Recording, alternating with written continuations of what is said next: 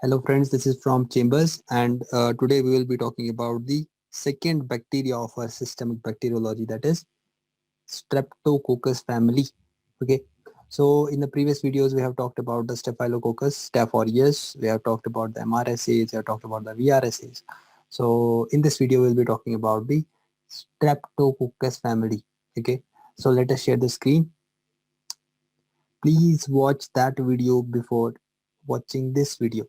You can see the screen. Okay. Okay. So see friends, when we talk about the streptococcus, that is we have, as we have already talked about how to approach microbiology, I have told you you should have that sequential way of writing the notes in that A4 size paper in your file. So today you will add another big white paper like this and you will write on it what? Like this streptococcus. And the new PTO, that is page turn off, and then on the next page you write about the streptococcus like this. Okay, this should be the way so that your brain gets a mental impression that what we are learning, so that you get an orientation. Okay, I hope you understand. Okay, because we are guiding you also how to make notes. See, this streptococcus, actually this streptococcus, this streptococcus is in the family of, he belongs to the family that is Streptococcaceae. He belongs to the family of Streptococcaceae. And we said last time when we were doing a catalase test, we said Streptococcus is catalase. Streptococcus is catalase negative. That's a beautiful answer. So he is a cat negative. That's all the basic fundamentals we have learned. Okay. It is also, if it is cat negative, it is basically first a gram positive cocci. It's a gram positive cocci. Okay. Why it's called a strapped? Strapped means chain or pairs. So it is like this. Okay, streptococcus. Gram positive in chains or in pairs. Sometimes this combination. Okay, sometimes this combination. So once you see this, why this is happening, sir? Why they are? What's the reason that they are in the linear? Because the plane of division is single. They have a single plane of division. You have planes of division. If you go through the coronal plane, so you have a coronal plane division, isn't it, coming through this? If you have a sagittal plane, so your division will be like this, direct this. Same, their plane of division is such that they are getting arranged in that way. Okay. This Streptococcaceae, this is a family, and family has members. So it has members. Which members? It has PES. Do you remember PES, the game on the PlayStation? PES. So the members in this family are PES. Who is PES? P is Pneumococcus, E is Enterococcus, S is Streptococcus. So we are talking today about the Streptococcus. Okay. But sometimes in the books, I think in the latest books, I read that they have reclassified this Enterococcus. They have put it under a special family, that is Enterococcaceae. Okay, they saw that there is some molecular variation. He's having a difference of molecules from the PE members, so they put it in a separate family, that is Enterococcaceae. So Enterococcus E has been put in a separate family, that is Enterococcaceae. We are dividing these all the three members. What properties they have is on the basis of hemolysis. If a not these family members, but the members in the Streptococcaceae. Okay, because we have Streptococcus viridans, we have Streptococcus pneumoniae, we have beta hemolytic Streptococcus. Okay, so we have to see which Streptococcus is which Streptococcus.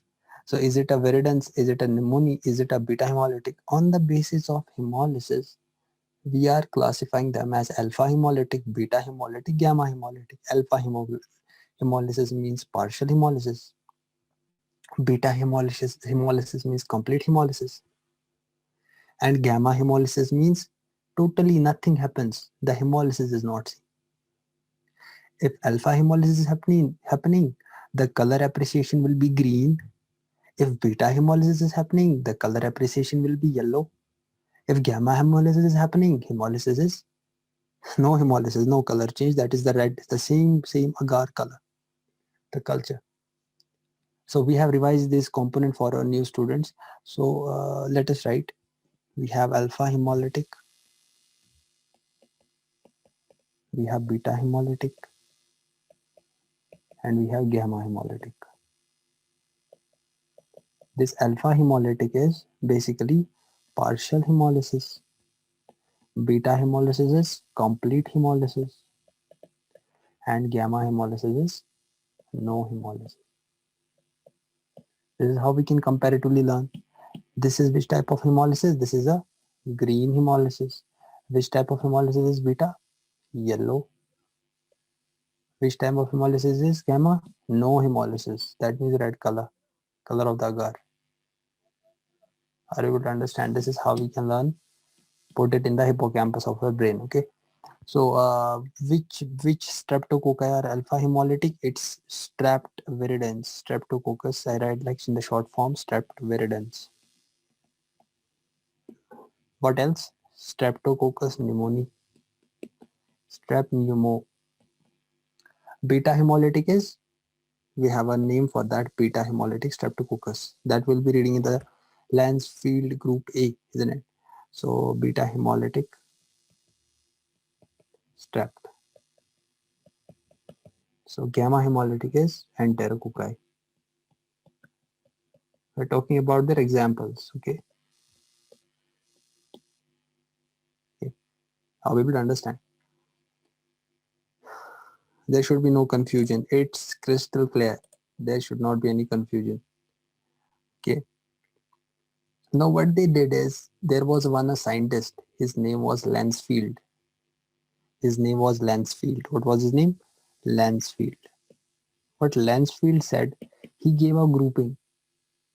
He saw out of these all the three streptococcus, he took a beta hemolytic streptococcus and he watched it under the microscope. He said this beta hemolytic streptococcus is having a special antigen on its cell wall, and the antigen is known as carbohydrate antigen.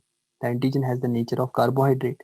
So what he said, he saw that beta hemolytic streptococcus are having an antigenic variation.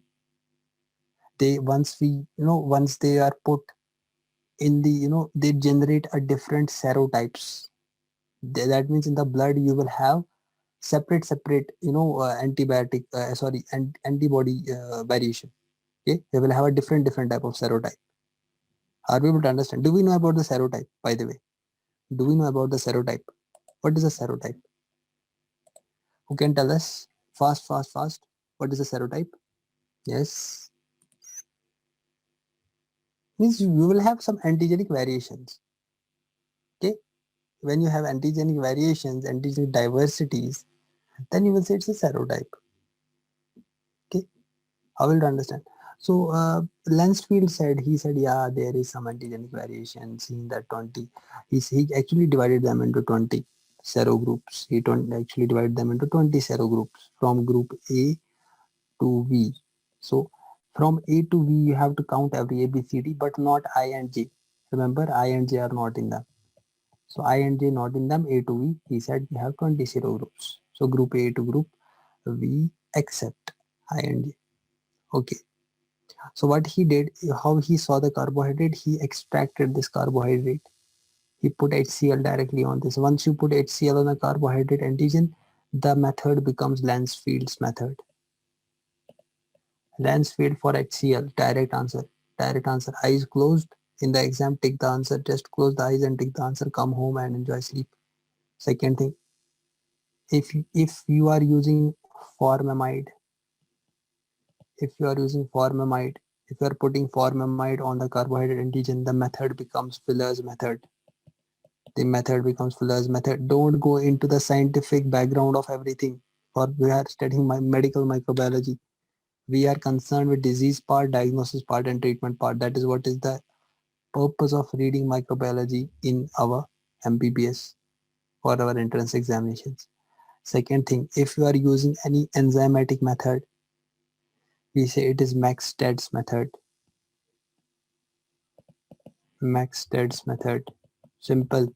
If you are putting HCl on the carbohydrate antigen for the extraction purposes, you want to see the antigen, you are using the Lancefields method. If you are using the formamide fillers method, if you are using the enzymes Maxted's method, you can also use autoclaving.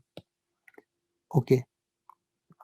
Now, you know, when he did this, I told you he said A to B. He took now A. What? He took A and he said this A has further subdivisions. Okay, he said this A has further subdivisions. A group has further subdivisions. So what he did two typing. There was two typing methods. One was serotyping, another was M genotyping. So remember, he took this A group and he did typing. He wanted to see the variations. So he said, if I am using, one was the Griffith typing,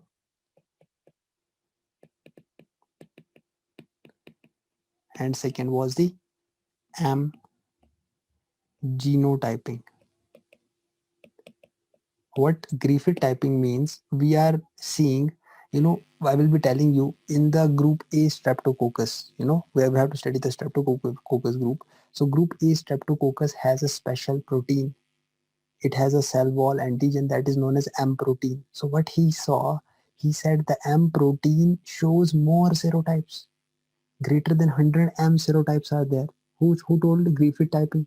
So with the Griffith typing, we were able to appreciate that we had more amounts of M protein variations, that is at least greater than M serotypes we saw. So in the Griffith typing, he saw greater than 100 M variations based on serotyping.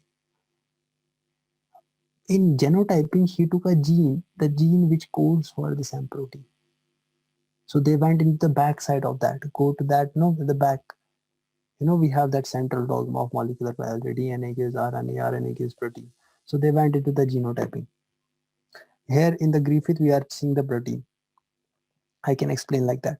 In the Griffith typing, we are seeing the protein. M is a protein, but it is made from the DNA, isn't it? Isn't it? Or some genetic material which the bacteria is having. So M typing, they took the geno. That's why I wrote the geno here. That's why I wrote the genotype. So they saw greater than 100, and in the genotyping, they saw 124. 124 M genotypes. See the broad category of streptococcus.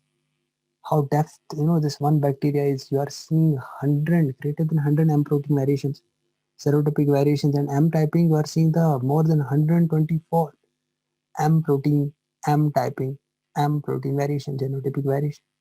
So we call, this group A, the full name becomes group A Streptococcus pyogenes. So now the bacteria which are going to study is group A Streptococcus pyogenes.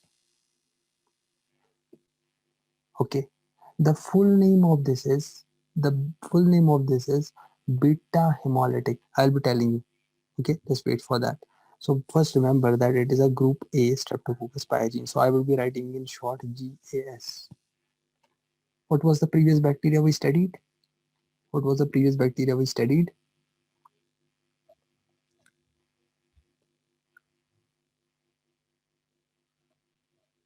Staphylococcus aureus. So now second bacteria which we are studying is group A. You have to say the full name. Please say the full name. I don't want, no, you will get confused then. I have to say full name. This full name is important. It has many meanings. You have to speak the full name. Group A Streptococcus pyogenes. Okay. So now see what happens if I talk about this particular bacteria. When I see its structure, if I check its virulence factors, the factors, which can cause what? How it causes the disease. So virulence factor, if I check his number one, if I check his cell wall, there is presence of some antigens. If I saw it's, do you remember the inner and the outer peptidoglycan layer? Do you remember from the cell wall structure, from the basics of microbiology? If we see his inner cell wall, inner, Inner is thin. It has a, sorry, the thick. It has a thick peptidoglycan layer. It has a thick peptidoglycan layer. What is the function of this thickness? It will give it a rigidity.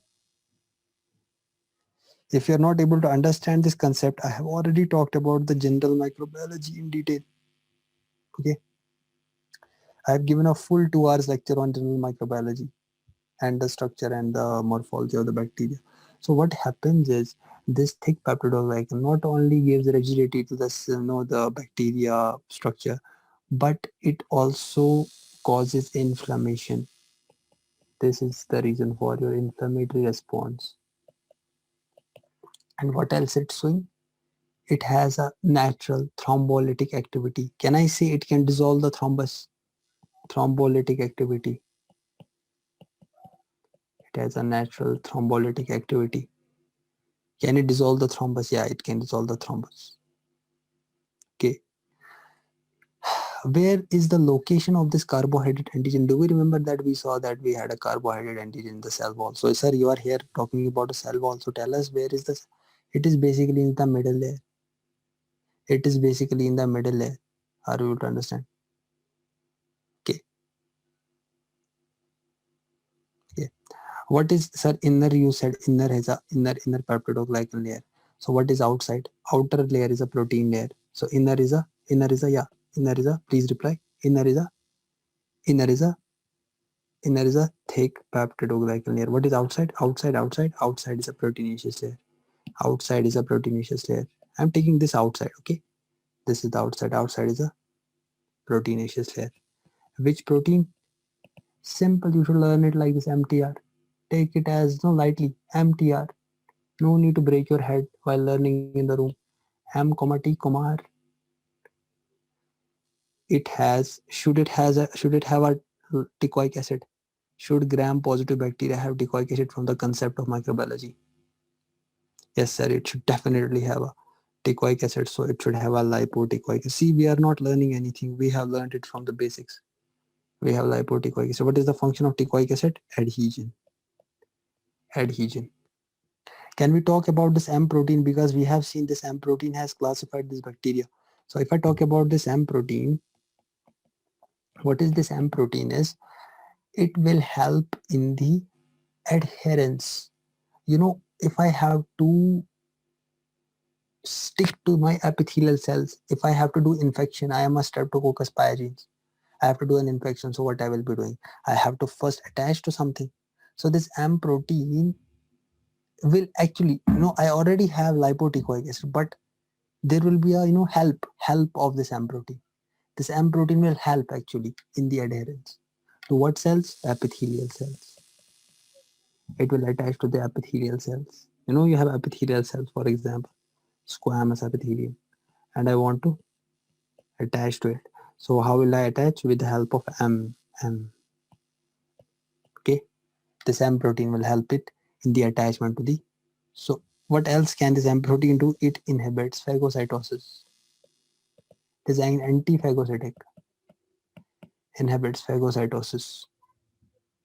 I can tell you more things about this M protein. M protein, it attaches to fibrinogen. It attaches to fibrinogen. We know from the concepts of physiology about the fibrinogen. Okay. And also attaches to neutrophils. What will happen? Now tell me, if you are attaching to fibrinogen and you are attaching to neutrophils, will it lead to leakage of the mediators? Because inflammation will happen. You have arrested the neutrophils. So what will happen?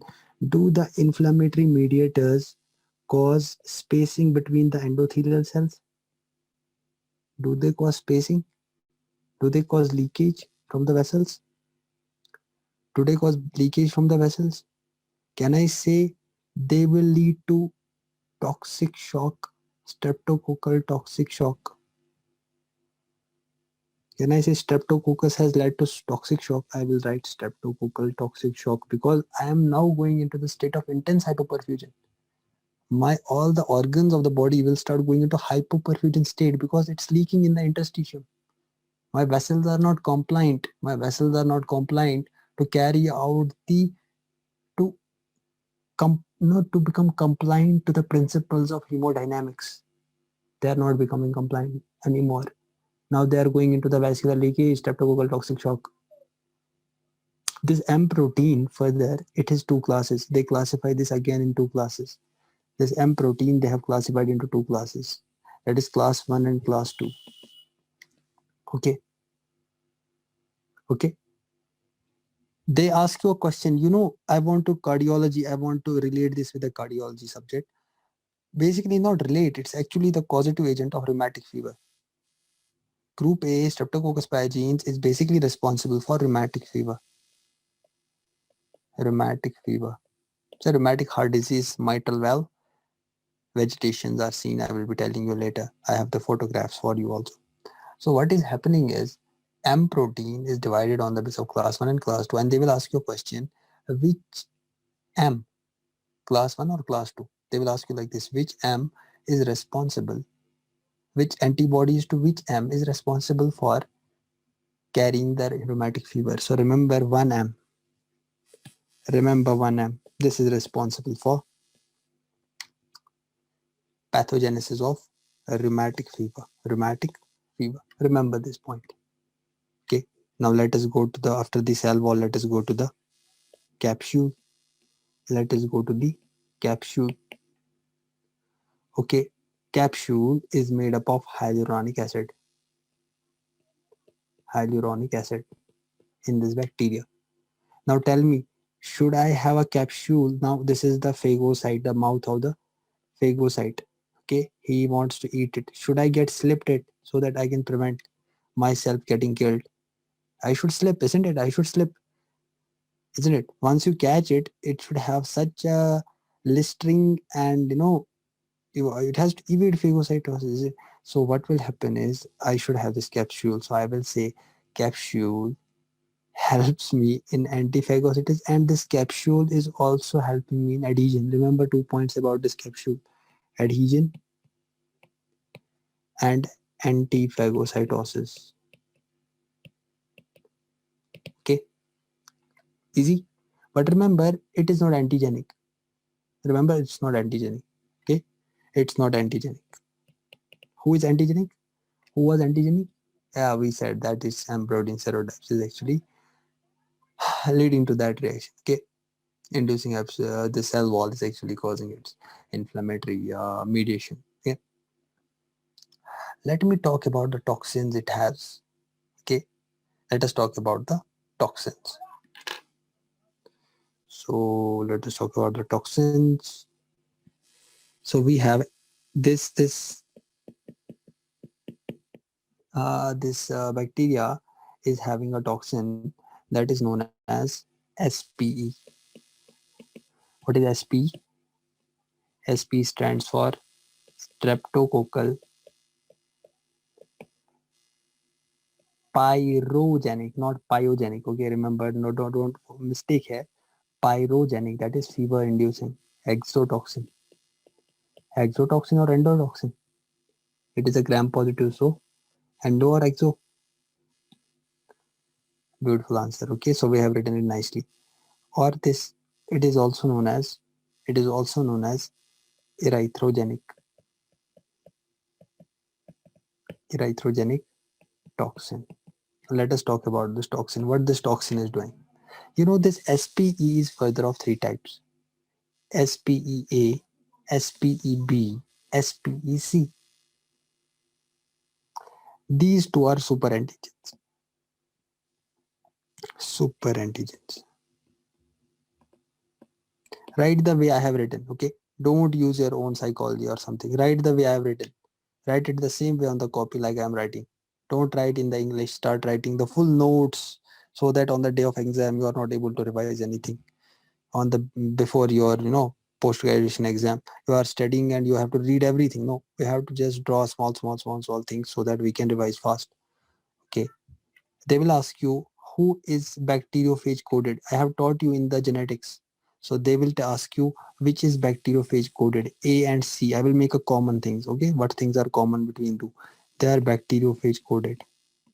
They are bacteriophage coded. What else? Then B should be what? Chromosome coded. This should be chromosomal coded, isn't it? Should be chromosomally coded. Okay.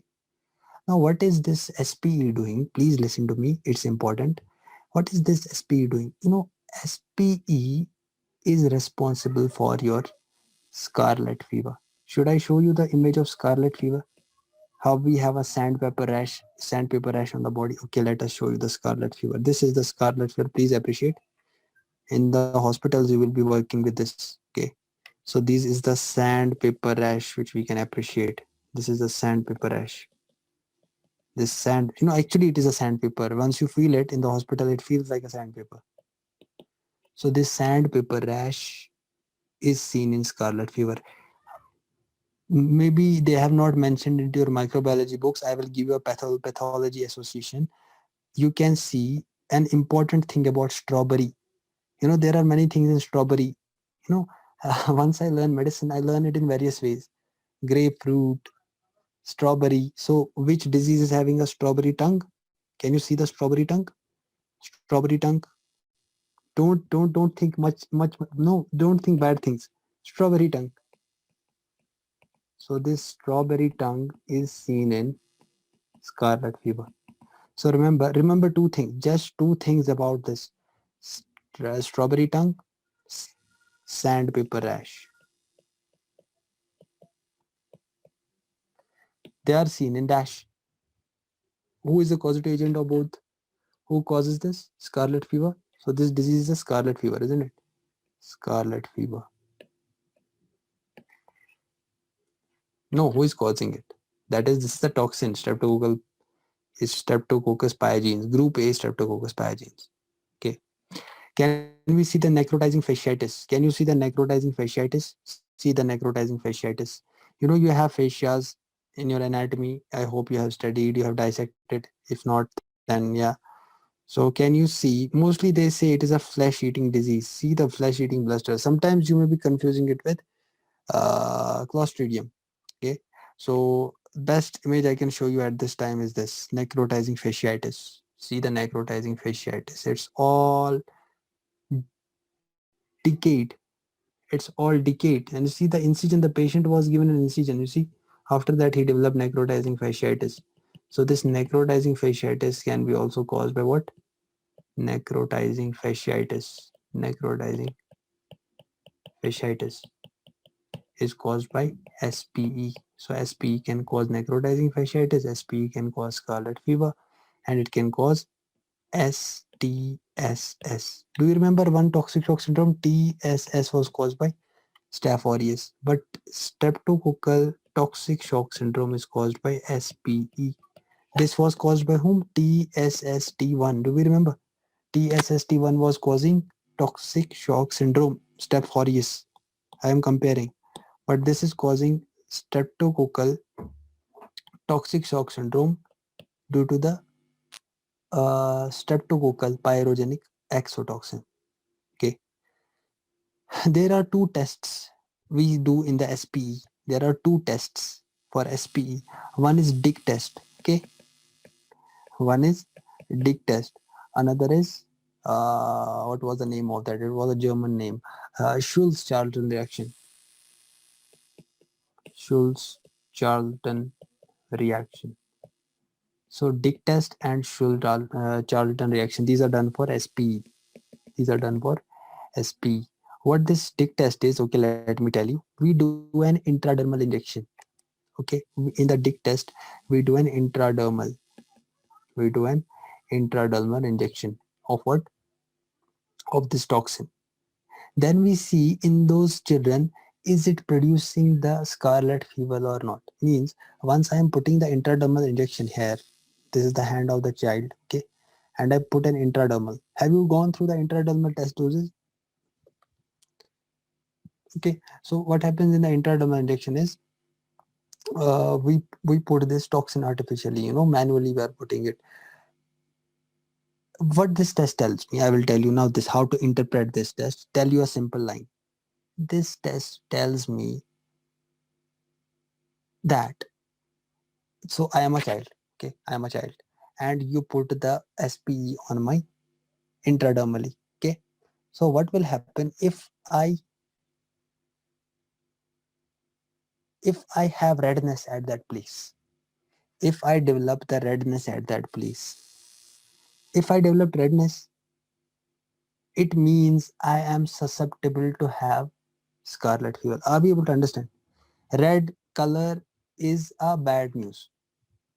Remember, is it okay like this to remember? Red color is a bad news. It will tell me that I am susceptible. So be ready for the scarlet fever. Okay. So what we are using in SPE? They will ask you what we are using in Dick test, SPE. Then what we are using in Charlton test.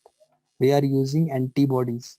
Which antibodies? Anti-SPE antibodies. Do we know that if I have an antigen in my body A, I will develop the anti-A antibodies, isn't it, to protect myself?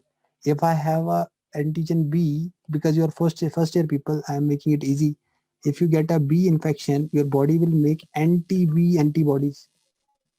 Antigen, we have antibodies to the foreign antigen, which is not recognized or which is not the ID card of my own cells. It is not the ID card of my own cells, isn't it? So you will have this anti-B antibodies and anti-A antibodies, and here you will be using this anti directly dating the antibodies. You are not putting the SP. They will confuse you. So you have to remember we are injecting the anti-SP antibodies at the place and you will have blanching. We were using it in the past for the diagnosis. Okay. So this is what SPE I can, you have to remember these things. One thing, remember SPE, it's of three types, type A, type C. These three are A and B, A and C are super antigens and bacteriophage coded. But B is toxin is chromosomal mediated. What is it responsible for SP? It causes scarlet fever, necrotizing fasciitis, streptococcal toxic shock syndrome. What else? There are two tests associated with this: Dick test, Charlton test. Dick test, I inject the SP injection, erythrema, bad news, I am susceptible to develop scarlet fever. Charlton reaction, Charlton reaction using the anti-SP bodies only used in the past for diagnosing my scarlet fever. As simple as that. No need to spend 1 million hours at one place and learn. Just smart way, learned it, just done. It's done. It's done. SP is done. No time to waste time. We don't have time to learn everything at one place. Keep it as easy, as much you can. Don't start sitting here at the corner and learning. Okay, we don't have time in the MBBS. You have to study 19 subjects. Okay, done. Now let us, it should have license also, hemolysis. It should have hemolysis also. What hemolysis is? It is so interesting topic, disease part. I enjoyable. Doctors love disease, isn't it? We love diseases because we have to treat them. Yeah. So hemolysis, it has two types of hemolysis. I don't know why I allowed to teach. Okay, it is streptolysin O and streptolysin S. Streptolysin O and streptolysin S. Can I draw the difference, a table between the two so that we can learn it? Can I write for S streptolysin O, can I write SLO? And for the streptolysin S, can I write SLS? We are only receiving some replies from the student. And if I am not getting the replies, then I can get the people on the audio. Okay. So crystal clear understanding of everything. So it's important because microbiology is volatile. We need to put some foundations to learn it in a better way. So streptolysin O and streptolysin S. So what is the difference between the two? Let us draw a table. SLO, SLS. O. O means dash. See now how to remember this. O means oxygen labile. Means this will get destroyed by oxygen. Oxygen labile, oxygen labile, oxygen labile. That's why they call it streptolysin O. And if you give it heat will also kill it. So it will get, at some point it will get inactivated. Then what should be the opposite? See, you don't have to learn the both things. So once you learn one thing, you should use the other way of the psychology. What if this is oxygen level? Directly right here, oxygen stable. Opposite, we used to play opposite. Do we remember the opposite game in the childhood? Do we remember that opposite game? Male, female, boy, girl. That is how we have to proceed. Make things easy. Heat labile, then here it should be heat. What? What heat? Not talk about heat here. Let us write a special point here. Let us write a special point here. It is soluble in serum. Sir, why was it called S? Can I say why it was called S? It was not called S because it was oxygen stable. Remember, it was actually called S because it was soluble in serum. So what is SLO doing in the body? It is killing the neutrophils. It is killing the neutrophils. What else it is doing? It is killing the platelets. It is killing the cardiac tissue. It is a bullet for cardiac tissue. And you know how to remember. Do we remember in the past we said those uh, if I do a mnemonic for this, it will become LCL. LCL. What is LCL? L is leukocidal. C is cardiotoxic, isn't it? And lethal. Lethal means killing, isn't it? Okay. How we would understand. Now tell me one thing, please. Please have a concentration, a full concentration here. If I have a streptolysin O infection, will my body make antibodies? Will my body make antibodies to that? If the pathogen has gone inside and it is causing increasing, releasing as an exotoxin, streptolysin O, SLO, will my body make anti-SLO?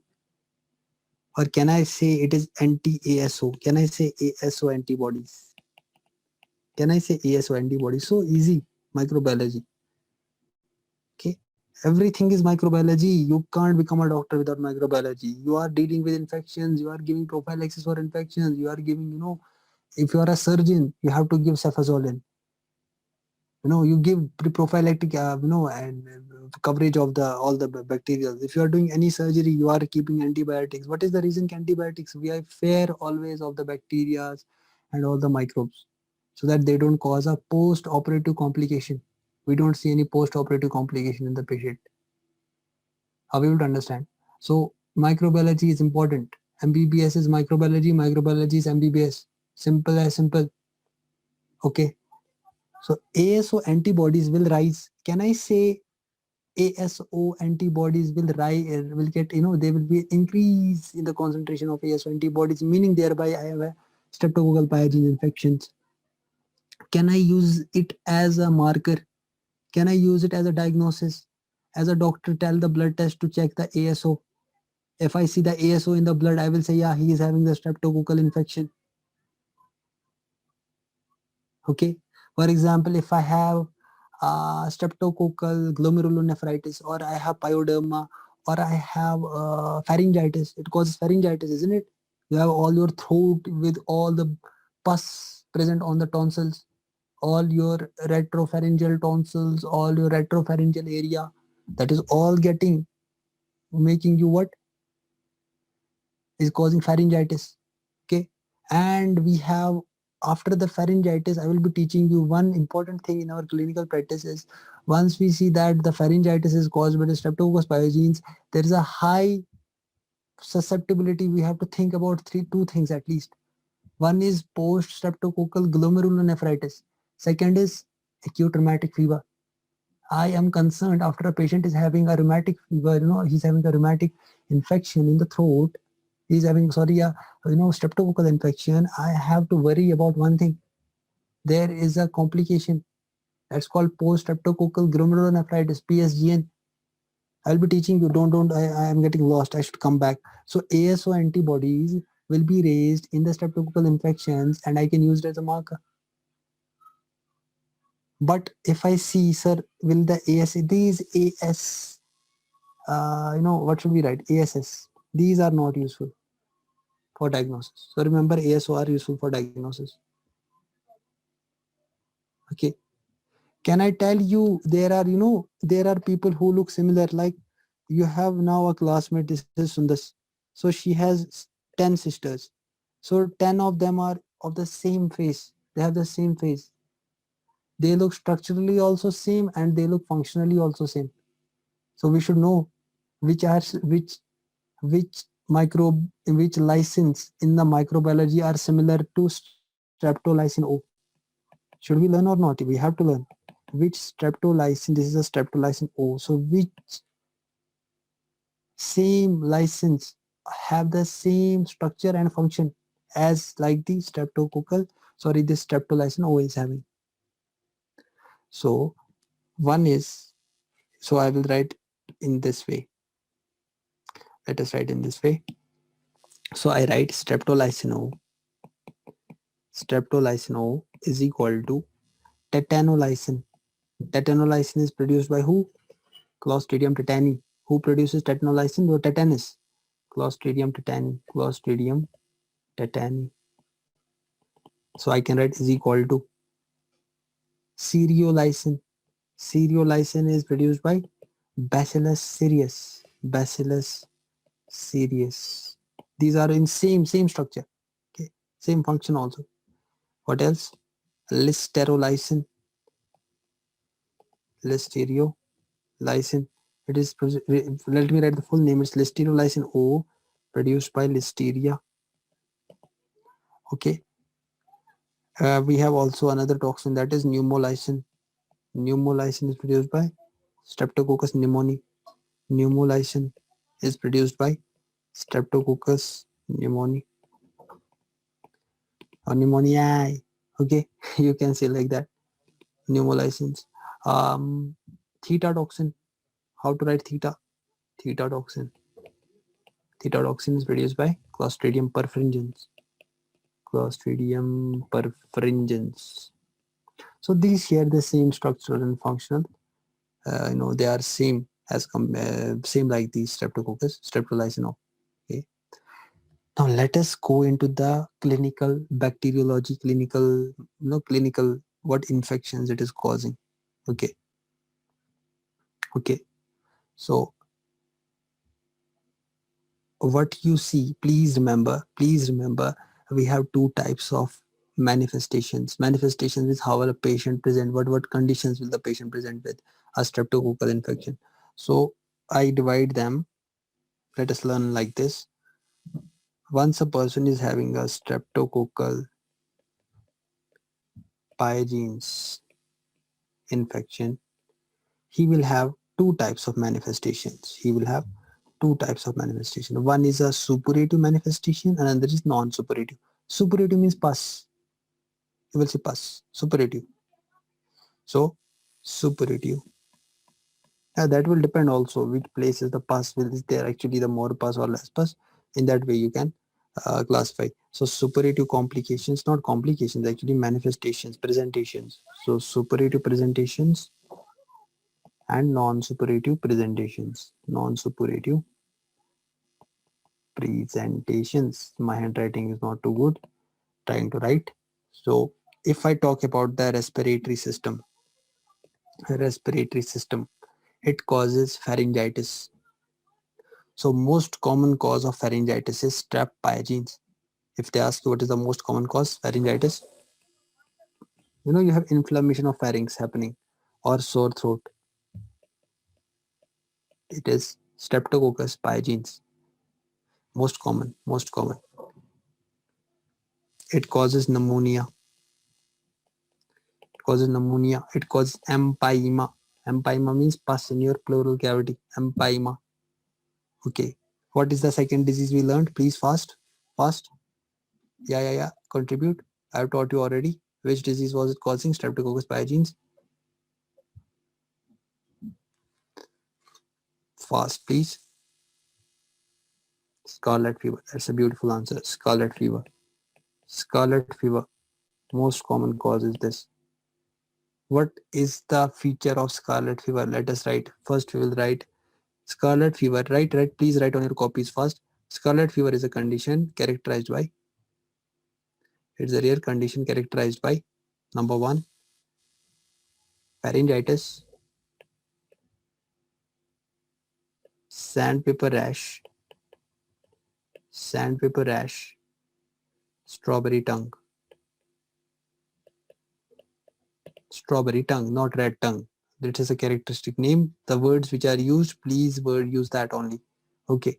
Because in clinical terminology, we understand those things only. So second is We see, you know, wherever you have skin folds. Can you see your skin folds? Skin folds, you know, in your elbow flexors. Can you see the folds of skin? So there you will see some lines. Those are known as Pastia's lines. Pastia's lines. I don't have an image. I will be sending you in the group, in our Chambers group. Okay. So Pastia's lines. Okay.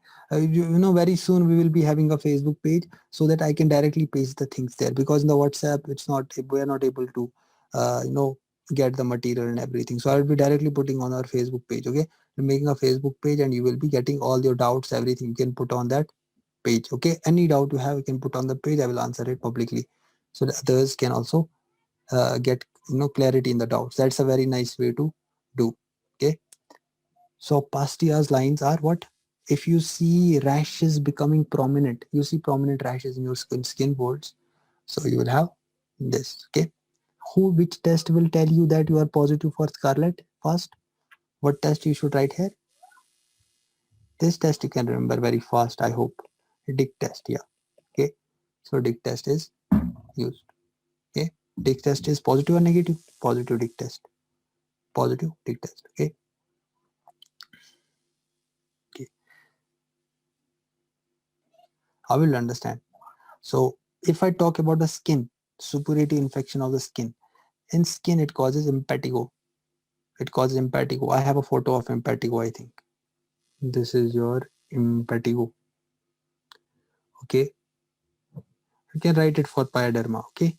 There is no problem. So most common cause of impetigo is staph pyogenes. Okay. You know, some children, they don't have a good hygiene. You know, children don't have a good hygiene. Mostly the children living in our warm climate. You know, they will have some pustular lesions, honeycomb like crests. Can you see the crests like honeycomb? Let me explain this disease. Can we see the honeycomb like crests? Crusting is happening. There is honeycomb like crest, isn't it? But this child will have no fever. There won't be any fever. And these will be painless. Don't worry. Have to worry, but painless. It's painless. Okay. And they say, they will ask you which strain is causing this, which strain, which M type. Mostly go to the M types which are higher. Now we said we have more than 100, so going to the, you know, 80, 90. No, going higher and higher M types, that will be causing this impetigo. Or if they have nephritogenic stains, you know, I told you they cause glomerulonephritis. Now, inflammation of the, for you people, for the first year people, I'm saying inflammation of the nephrons and glomerulus. Okay, that is glomerulonephritis. So nephritogenic strains will be causing this. Okay. Uh, I have to show you an image of erysipelas. Okay, erysipelas. This is the erysipelas. Sir, what is this erysipelas? In short, if we write erysipelas, or you can say, you know, cellulitis is also something like that. Can you see these are tender? Once you touch them, patient will have pain. So they are tender. So they are tender. They are which color? Which color? Bright red. Bright red should be written. They are bright red. Okay, let me remove so that you can learn it well. They are bright red. What else can I see? I can see, as being a medical student, some powdery orange. Can you see like an orange appearance? Like we saw in the breast cancer. Do we remember from the anatomy breast? So this is called as powdery orange. Or you say PUD orange. I say powdery orange to remember. Okay. The skin. Why is this color happening? Always remember, it's because of superficial lymphatics. They have involvement of superficial lymphatics. So once you have superficial lymphatic involvement, you will have powdery orange texture, isn't it? You will have powdery orange. So with this, if a patient has erysipelas, this is a topic of dermatology and medicine. So erysipelas, the patient will have, definitely have then fever. He will have chills, he will have fever, he will have chills and fever. Okay, which site? This is called the malar area of face. Can we see the malar area, butterfly area like this? Malar area of the face. So this malar area will be involved. Malar area will be involved. Okay, so we say mostly erysipelas, cellulitis, the face is the most common site. And mostly, is this an old or young like you? Is this old or young like you people? Young and cute like you people? He's older, so remember older. That's why I took this picture. Okay. So what else can we write in the, if I go into the deep tissue, so this was all superficial. We were talking about superficial. If I talk about deep complications, complications is the best. One word you have to remember: necrotizing fasciitis or gangrene, streptococcus hemolytic gangrene. You can have a streptococcus hemolytic gangrene. Okay. I don't have an image. I hope no image. Okay. So can you see the photo? I show you the photo of pharyngitis. I forgot to show you. I want to show you the photo of pharyngitis. Can we see pus? Can we see white pus? This is the uvula. These are your pharyngeal tonsils. Okay, these are the angles. This is the anterior pillar, posterior pillar. This is my posterior wall of the pharynx. This is my hot palate. This is the anterior tongue. And I can appreciate what? I can appreciate this. Oh, this is pharyngitis. Definite direct pharyngitis is direct, you know, diagnosis. It is streptococcal pharyngitis. Okay, streptococcal pharyngitis. Pus. Suppurative manifestation. And then let me tell you about deep soft tissue manifestations. That is the necrotizing fasciitis. Necrotizing fasciitis. So the necrotizing fasciitis, or that is known as strep hemolytic gangrene. Strep hemolytic gangrene. Okay. So who is causing it? The most common causes. Who is most common cause? Streptococcus pyogenes. Okay. You know, it's called flesh-eating bacteria. Who is called flesh-eating bacteria? Can you see the flesh-eating here? Can you see the flesh-eating? These large dark blisters, necrotizing fasciitis. Okay, this is actually caused by this flesh-eating bacteria. So strep pyo is a flesh-eating bacteria. Okay, what else? It causes toxic shock syndrome. But you tell me, which is the most common toxic shock syndrome? Dash. Which is the most common toxic shock syndrome? That is Staph aureus. But most common bacteremia, most common bacteria is seen with streptococcus. So remember two things. One point, don't confuse. Most common toxic shock syndrome is caused by Staph aureus. Staph aureus is causing the toxic shock syndrome. But bacteremia is most common in where? Streptococcal TSS. Let me say it again. Toxic shock syndrome. Most common is staphylococcal toxic shock syndrome. But bacteremia is seen in bacteremia, bacteria in blood is seen in streptococcal toxic shock syndrome. Streptococcal toxic shock syndrome. Who is the most common cause of myositis? In the previous topic, most common cause was Staph aureus, but streptococcus can also cause myositis. Okay. Now, if you are not treating these infections, what can happen? Please write. If you are not treating these infections at this point, so you are going to have complications. You will have complications. What are the complications? The complications are puerperal sepsis. Puerperal sepsis. Okay. They will ask you this can also cause, but they will ask you which is the most common cause of puerperal sepsis. So that is GBS, group B streptococcus. Please listen to the statement. I am saying right now it can cause puerperal sepsis. But what is the most common cause? That is GBS, group B streptococcus. Right now we are talking about group A streptococcus, isn't it? What else it can cause? It can cause air infections. That is otitis media. It can cause otitis media. It can cause Ludwig's angina. It can cause osteomyelitis, bone infection. Osteomyelitis. What else? It can cause meningitis. It can cause meningitis. Okay. How we will understand. So what is actually happening? Sir, why he is getting these complications? If I talk, this was about the suppurative complication. Now, if I take the non-suppurative complications, let me talk about the non-suppurative. So, what are the non-suppurative complications, please? Yes, please. Non-suppurative complications will be acute rheumatic fever, reactive arthritis, gutted psoriasis. What else? Panda syndrome. What is Panda syndrome? Pediatric autoimmune neuropsychiatric disorder associated with Streptococcus pyogenes, or you can have post-streptococcal glomerulonephritis. Okay, so we can write like this: non-suppurative complication. What can be the non-suppurative complication?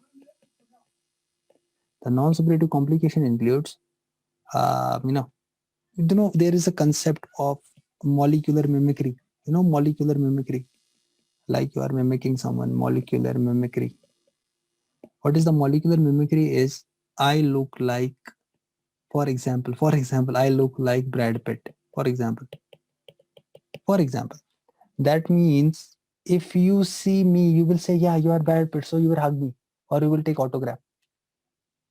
Then if you see Brad Pitt, you will also take autograph from him, or you will take selfie with him. Same things.